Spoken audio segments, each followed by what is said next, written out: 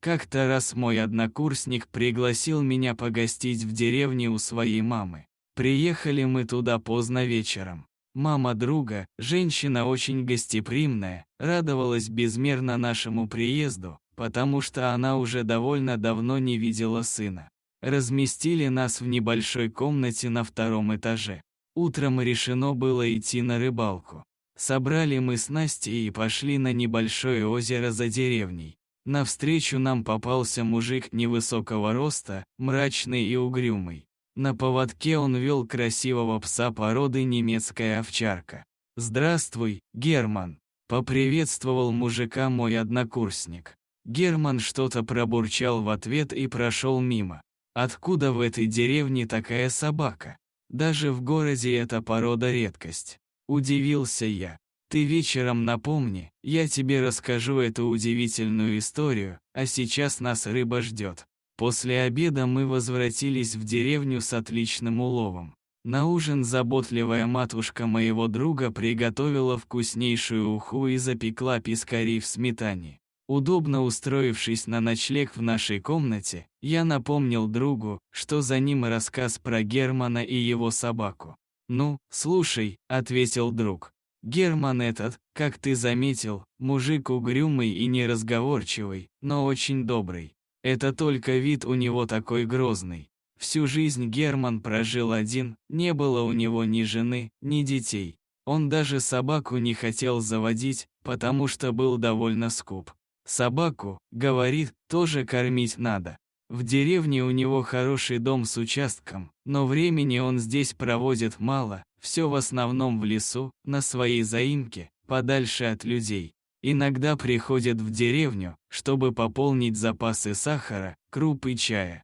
Берет всегда много, чтобы потом реже в деревне появляться. Так вот, было это несколько лет назад. Волчица вернулась к своему логову. Лежа в опустевшем убежище, она не знала, что делать. Ей было непонятно, почему человек так жестоко поступил с ними. Ведь они ни разу не переступили границу людских поселений, не трогали домашних животных. Охотились только на обитателей леса. Строго следили за тем, чтобы в стадах не было больных и престарелых оленей. Ведь волкам законом природы определено быть санитарами леса. И своих щенят учили не пересекаться с людьми. Тогда за что они их истребили? За какие такие грехи?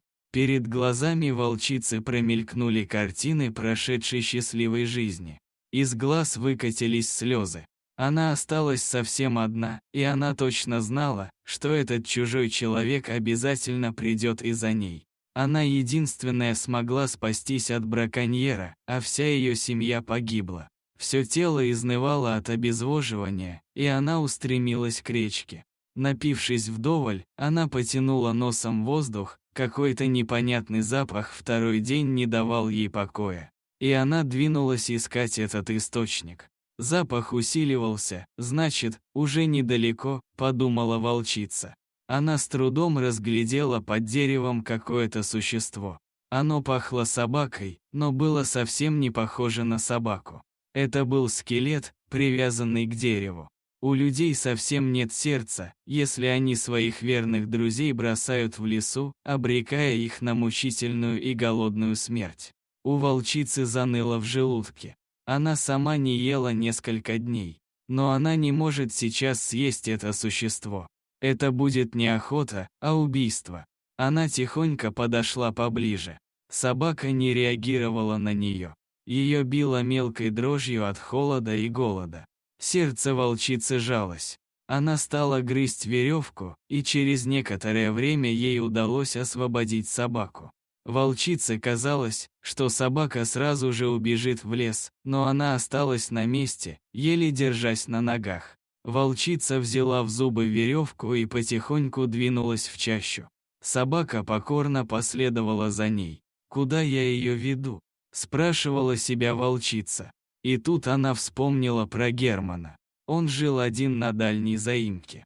Герман никогда не переступал законов природы, был честен и благороден, он не убивал волков. Только он мог сейчас помочь этому несчастному существу. Герман сидел у окна и пил чай, когда увидел картину, которая потрясла его и осталась потом в памяти на всю жизнь. На поляну перед его домом из леса вышла волчица, за собой на веревке она кого-то вела. Мужчина вышел на крыльцо. Волчица выпустила из пасти веревку, села и посмотрела в глаза Германа так, что все его мысли перевернулись. Не все люди так могут просить о помощи, как сейчас просили об этом глаза волчицы. Когда волчица своим звериным чутьем поняла, что с собакой все будет в порядке, что Герман ей обязательно поможет, она спокойно удалилась в лес. Мужчина внимательно осмотрел существо. Сквозь слой грязи он разглядел язвы по всему телу собаки, отсутствие шерсти на бедрах и шее.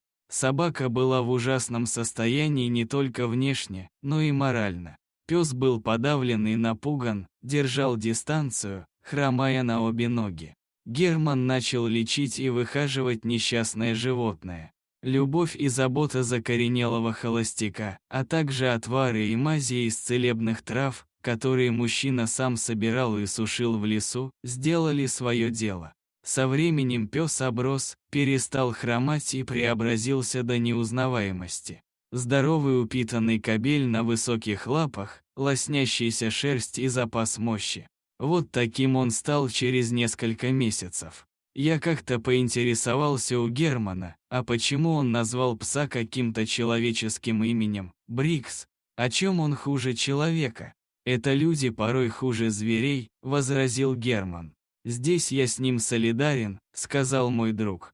Но это еще не конец истории, продолжал мой товарищ. Так и стали жить Брикс с Германом на заимке.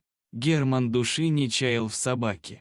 Не надо, наверное, говорить, что Брикс был настолько предан своему спасителю, что это даже невозможно описать.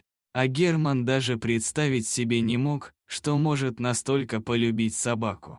Ведь он всегда сопротивлялся этому чувству. В один из дней они бродили по лесу, искали грибы, собирали ягоды.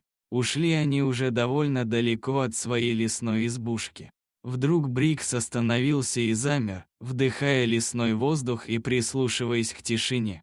Потом он резко рванул в лесную чащу, перепрыгивая через поваленные деревья и небольшие ямы.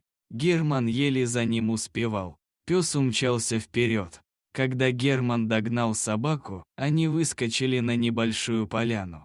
Пес в прыжке сбил с ног браконьера, который целился во что-то на другом краю поляны. Ружье его выстрелило в воздух и упало рядом с браконьером. Собака повалила мужчину на землю и вцепилась зубами в руку. Охотник взвыл от боли. Герман подошел к лежащему на земле браконьеру и приставил к затылку ружье. Когда Брикс убедился, что браконьер обезврежен, он в несколько прыжков перемахнул через поляну и остановился. И только тогда Герман увидел, что на другом краю поляны стояла одинокая волчица. Та самая, которая привела к нему несколько месяцев назад умирающего Брикса. Скорее всего, это был тот самый охотник, который убил всю семью волчицы и вот наконец-то выследил ее. Пес подбежал к ней и уткнулся своим лбом в морду волчицы. Так они стояли несколько минут. По щекам Германа в этот момент текли суровые мужские слезы. Постояв так немного, волчица навсегда ушла в лес. Больше ее никто и никогда не видел. Дорогие зрители, если вам понравилось это видео, то ставьте лайк и подписывайтесь на наш канал. До свидания.